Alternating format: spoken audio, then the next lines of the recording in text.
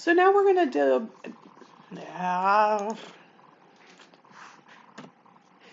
so now we're going to dig even deeper into the informality and mostly subjective nature of some things.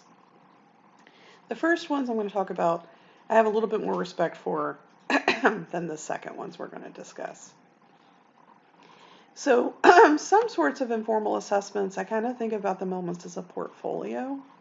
So you can look at things like their report cards, if they have any diaries or poems or stories that they feel like really show who they are, doing some role playing, informal play, really kind of anything that's a record of their social, emotional, behavioral functioning. Each of those, it's part of the puzzle. I wouldn't use any of them as standalone, but it gives you a little piece of information.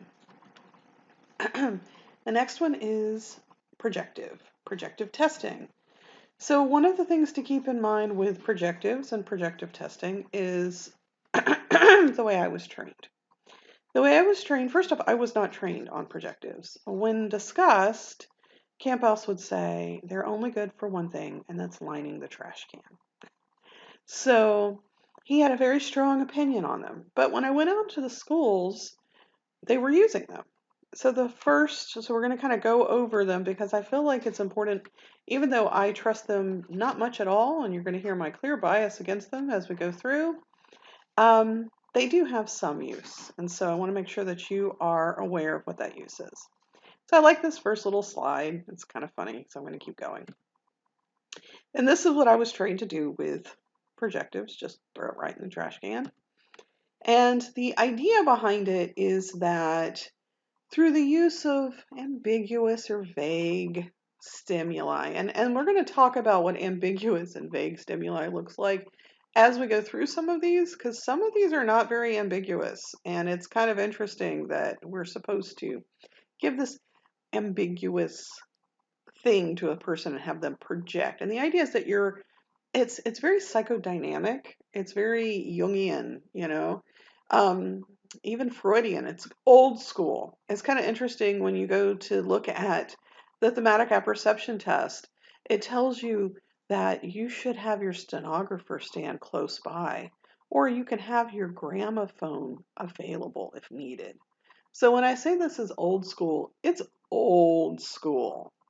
So this idea, though, it usually falls in a couple of ways. One is ink blots, which are just nothing that are concrete. You're just sort of amorphous blobs.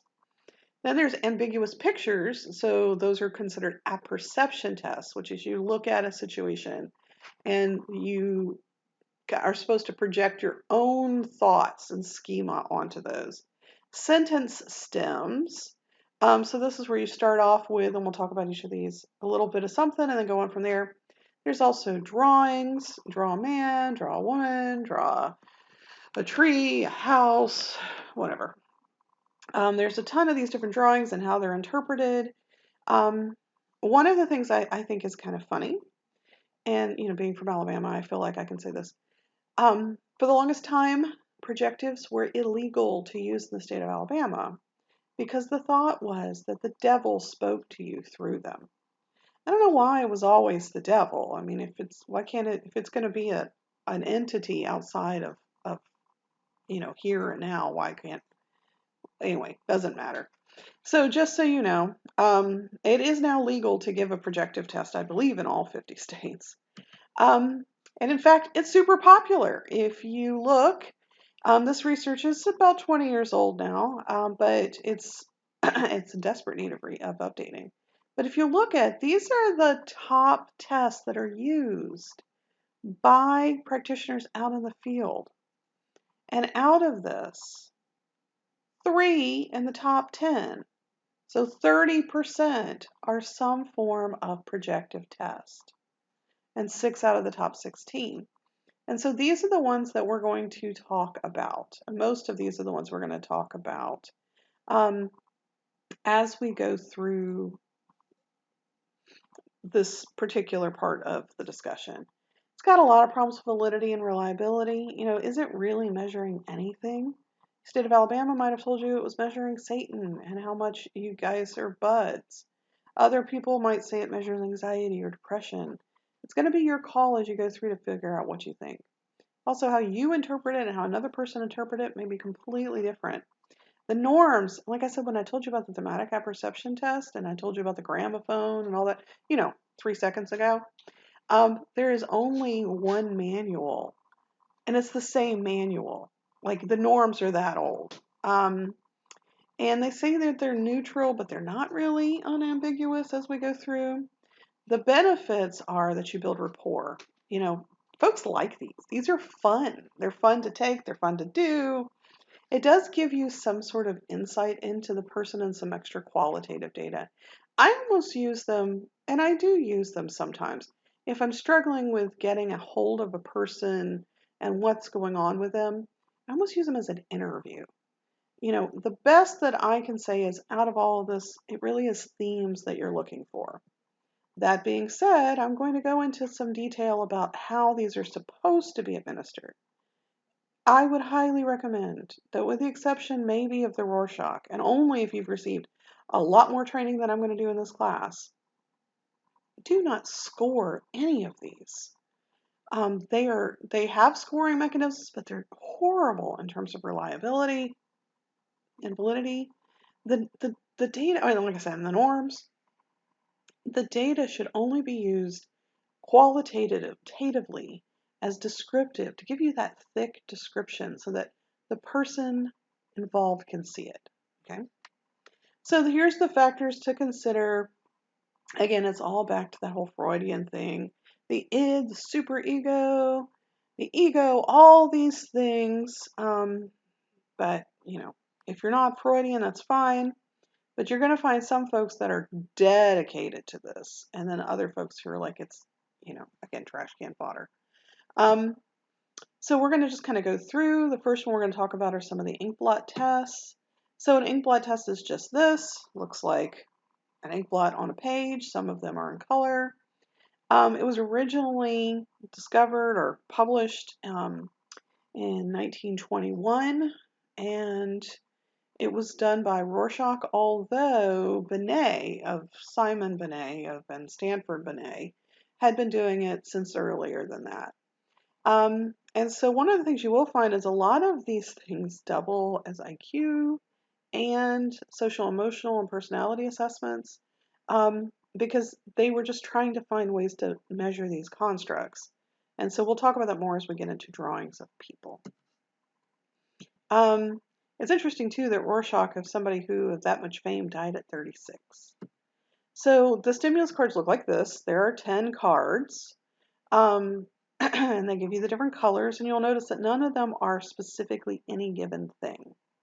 You are to interpret what you see in it.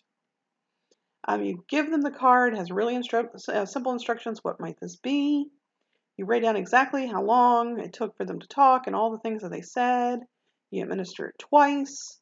And then you look it up in the table about their responses to see if they're usual or unusual.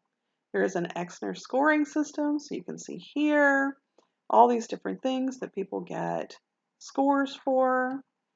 And it's, as we talked about, reliability is not great. Even with the Exner scoring system, it's still not great.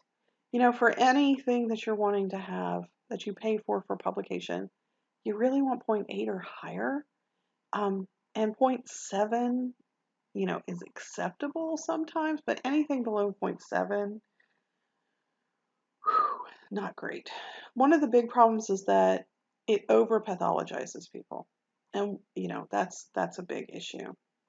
One of the things that is of note with the house tree person, so if you choose that one to look at in a little bit, the house tree person, there is an example in there, and they're like, clearly this individual is psychotic. And you look through the example, and it's not clear to me that this person is psychotic just based off this drawing. But anyway, you go from there. So these are things that say, the idea is, what's the predictive validity? It doesn't do a great job of predicting any of these things. Then we have the TAT. The TAT cracks me up. It is so old. Again, it's the one that you need your gramophone for. It's based on a whole series of needs and has its own sort of scoring system. Several of the TAT cards are available for you to take a look at. And, they say, oh, it's ambiguous. These do not look ambiguous to me. Like the woman with her hand in her face in the top right hand corner and the man who's laying on the bed, this does not look ambiguous. It is clearly an upset picture. Now, what could be ambiguous is she laughing? Is she crying? Is he drunk? Is he dead? You know, you don't know a lot more than that, but there's clearly something going on here. So to me, it's not as straightforward as just like the ink blots where it could be anything. Here's the instructions, especially, exactly how you administer them. You show them all of them. There is a scoring system. It's not great, and it's just, again, these are just stories that gives you information about stuff as they come in, but the Roberts is another apperception test. It was specifically designed for children, and there is a child's apperception test if it's not discussed in these slides. There are some examples from it.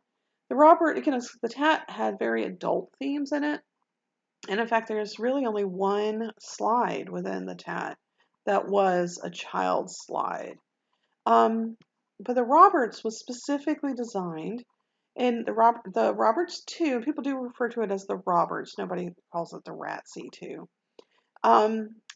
has a male version, a female version, Hispanic, African American, and Caucasian. So there are 6 versions.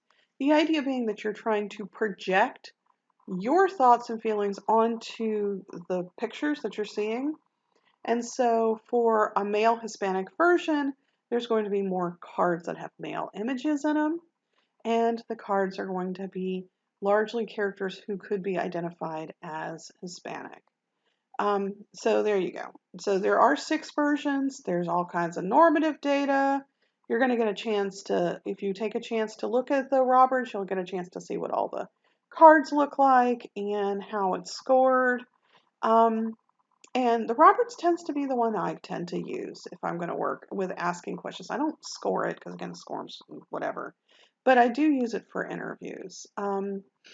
So these are the different cards, regardless of your gender or your ethnicity/race. These are the cards. And they go through all these different things. And they're not designed as much to be truly ambiguous. They already know that there's certain types of images. So I kind of like that. So for instance, if I'm working with a kid who maybe has some issues with anxiety, I might pull out the ones that have anxiety embedded in them, and then I can get them to kind of talk to me about what's going on in the picture so I can get an idea of the kind of things that they're having problems with related to anxiety. So there are some limitations. There are some cultural and racial issues in determining, just by having these sort of almost stereotyped different cultural groups. Some gender issues, it's male and female, but there's nothing for trans. It's just, again, poor reliability, poor validity, and there's a lot of pathologizing. And so I love this descriptor that it's a good tool, but it's not a good test. So you just kind of think of it as being one more piece of qualitative data that helps you figure out what's going on behind their brain, but by itself is not diagnostic. Here's the children's apperception test. It is also, so the Roberts 2 is actually not that old. The Roberts 2, I think, came out in the last, not that long ago, in the last decade at least. But the children's apperception test came out as a response to how old the TAT was, the thematic apperception test. And it's really for kids between 3 and 10 years old. All of the cards are animals. It's still kind of dated, like nobody has a sofa that looks like that anymore. But they are animals, and so it's more child friendly. The children, it's the same sort of thing. There's no standardization data, reliability, or validity data. The children's apperception test was designed strictly to get qualitative data. So there are alternative forms, but I've never seen the alternate form with human beings. I've only ever seen the child form. And again, there's some more examples of this when we get into the group project you're going to do a little later. Then there's also incomplete sentences. So this is, you give them a whole set of these sentences. There's 40 items. They sit down, and then in the sentence they respond, and then you can use those responses to rate them as either, you know, positive or negative, or anxiety, depression, etc. And actually, this one has pretty good reliability, has been used a lot for college age adults because college age adults have to be in subject pools to help us collect research. It was originally used in the mail with males in the army, same thing. You know, they're kind of an audience that is captured that you can get a whole bunch of data on.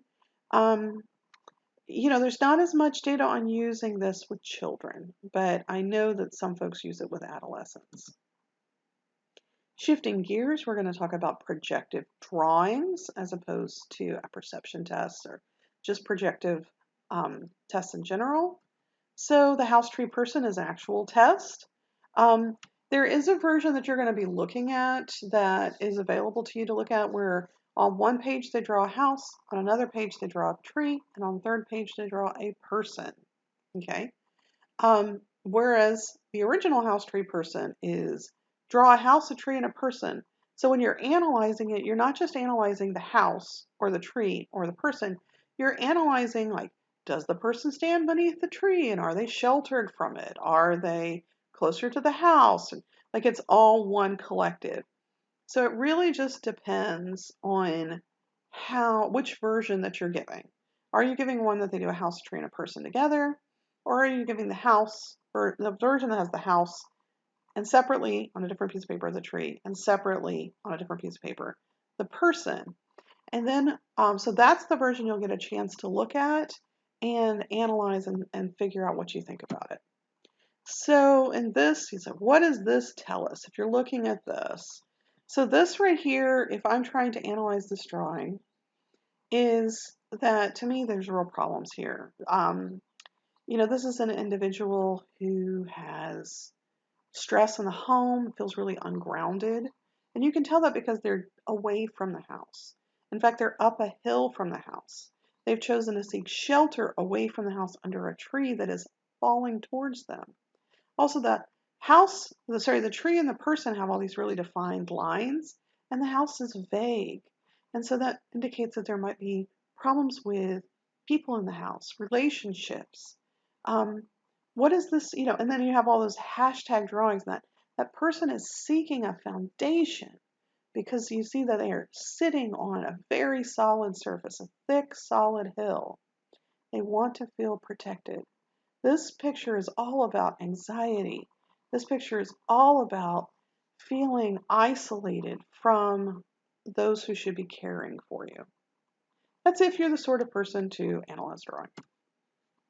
So here's another house tree person. Here's some other just general kinds of terms that, you know, things you're looking for. It has a roof, an actual roof.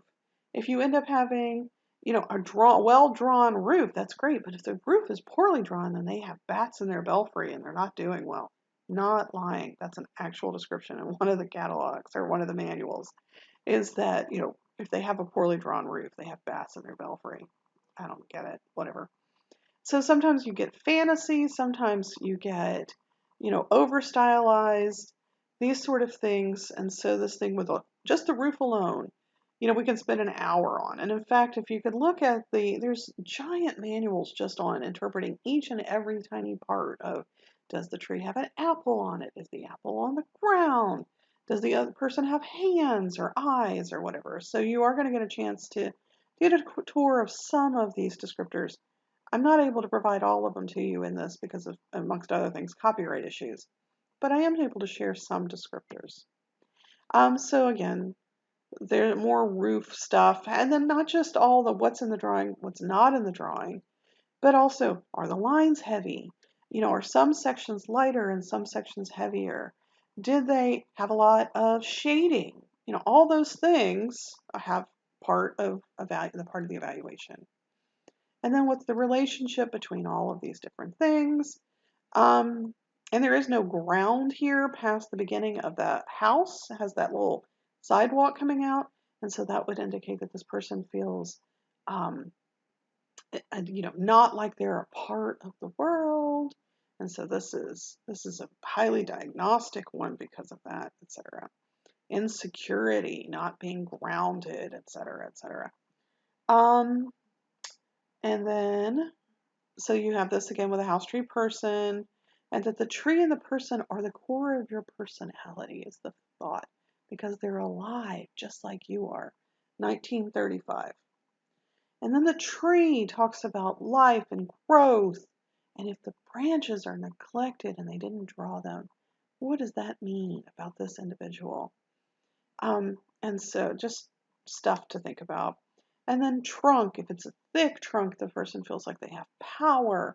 And if the branches are thick and beautiful and lush, that's a really different thing than if they're dying and etc. You guys can see all this yourself. And notice again all these dates.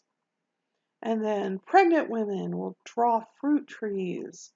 And then depressed people may draw weeping willows, which, I used to draw a lot of weeping willows because they were really easy to draw. So young kids will almost always draw apples. But by the time they're 14, drawing an apple is odd. The person, sometimes they'll draw themselves unless you expressly ask them to draw someone of the opposite gender. So do be careful about what you ask and then what you're getting. So these are just some other descriptors about this. Tiny arms, tiny legs. If you have no ears, eyes, or mouth, maybe you are disconnected from the world, and that's a sign of psychosis. Right. So other examples, I kind of like this house tree person drawing. I think they did a nice job. But they are saying this is an aggressive, devil-like person, so, and mannequin-like. So, it's up to you. Size. I like this as a great example of size. So sometimes these weird size ones can have to do with aggression or mania or anxiety. If they're unusually small images, you have a whole page, but they only take up an inch in the bottom right-hand corner. To me, that is a sign of some anxiety-related issues. Pencil pressure, this kind of gives you a little bit more information about that. And the strokes and the line quality, etc. All of this stuff. Do they do discontinued lines? Are they broken? Are they solid, etc.? Do they have a lot of detail? So, if you have a lot of detail, that's one thing. But if you have not enough detail, almost none, then that's a totally different thing. Then you have something weird like this. Is it on the right-hand side of the page? It means something different than it's on the left-hand side of the page. If it's in the middle of the page, that's going to be different. I think this is a really interesting one. Then the placement is, do you put the house behind you or in front of you? Is it high on the page or lower on the page? Did they erase a bunch? What does that look like? And was there a bunch of shading and erasures and more shading and more erasures? Did they try and do it as a three-dimensional thing? What is happening there? Transparency. And that doesn't mean it's transparent as a person. It's transparent as, like, do they draw it in such a way that you could see through that person, through the house, through the person, through the tree? And then facial expression, these are, do they have them? Are they unusually large? Are they unusually small? So, here's some information about the house tree person. It's nonverbal. It's given to kids a lot. It's considered a good one for kids who don't speak English, but it doesn't have any better psychometrics than any of the rest of them. And then, this gives you an opportunity if you want to consider this drawing.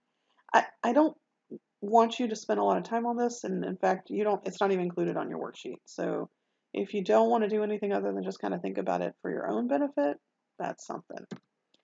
So we also have the Good Enough Harris drawing test. It was originally designed, Florence Goodenough is one of my heroes. She's one of the first women in psychology. She was a student of Thurman's, and he was one of the folks who helped with he was at Stanford and was part of the reason Stanford Binet came into existence. She was really interested in getting nonverbal tests for kids. So go her. I'm loving that. And so she decided on using drawings. And then Harris was one of her doctoral students.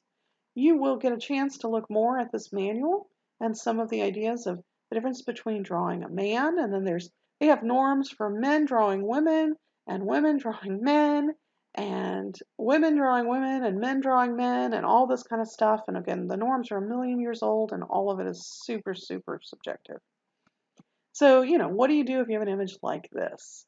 So if you want to look at some of the information in the manual, you're welcome to, but again, this is just for you to take a look at. And then there's the kinetic drawings. I love the kinetic drawings when I'm trying to do this. There's a whole set of this. Unfortunately, I did not have the materials for you at this time. If I do get them, I'll add them to Canvas. You just want simple instructions, hand them a piece of paper and say, draw a picture of your family doing something.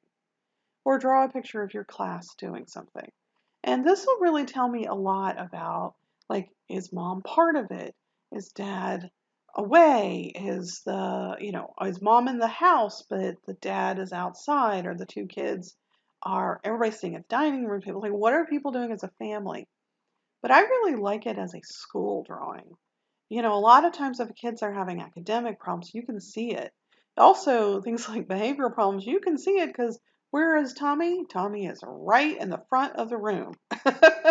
So, I like to be able to see how people view themselves as part of the class as a whole and as part of the family as a whole. So, in this particular case, you can see this is a kinetic family drawing by a 50-year-old female about her family of origin.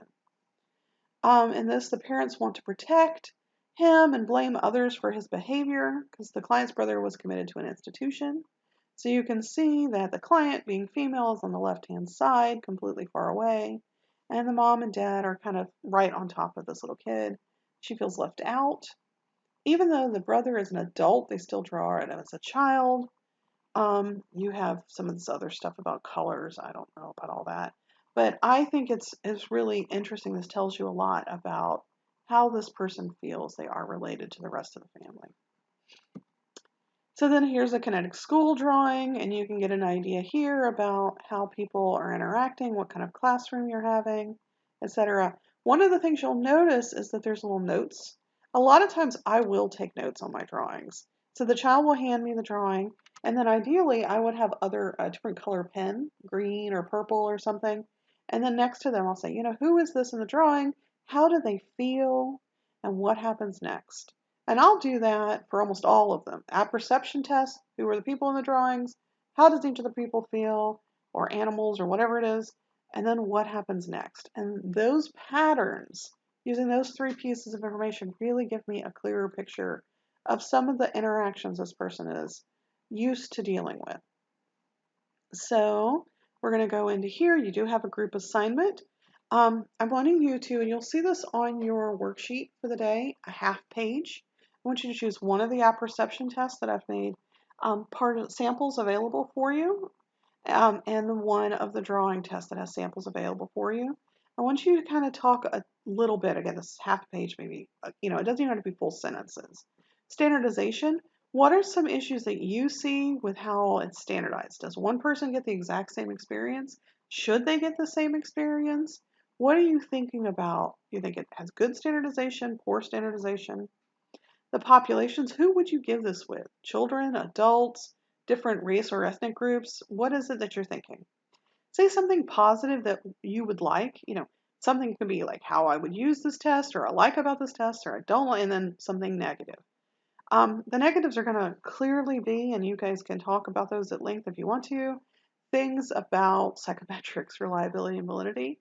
And if you choose to, if you just do a Google Scholar search, you're going to find a ton of stuff about people evaluating positives and negatives for both of these. So I want just a quick analysis of these. So you're going to have multiple ones, and I recommend that you look through all of them, although we did a quick description of most of them here. But just to get a chance to see what a scoring sheet might look like for each of them. And so this can be either an individual or group assignment. I don't really care. It just needs to be attached on the worksheet. Okay. And then how do any of these look like when you're writing? Well, notice that here's an example of how the Roberts might be written. Nothing in here gives me a score. Although the Roberts gives me a score, this does not. And I put in thick description. So instead of saying, that he had difficulty identifying the correct emotions to go with certain behaviors and moving on, I then said he feels the kid actually said he's feeling loved by his mother, so he feels bad. And so that really tells the person, why would he feel bad if he's being loved by his mother? That is a confused emotional state, right? And so if you read through this, you really get an idea from this as to what the themes were that I was seeing when I administered this. Okay? And so then you add this to all the other data and it starts to tell a picture. Never use any of this data by itself as a standalone.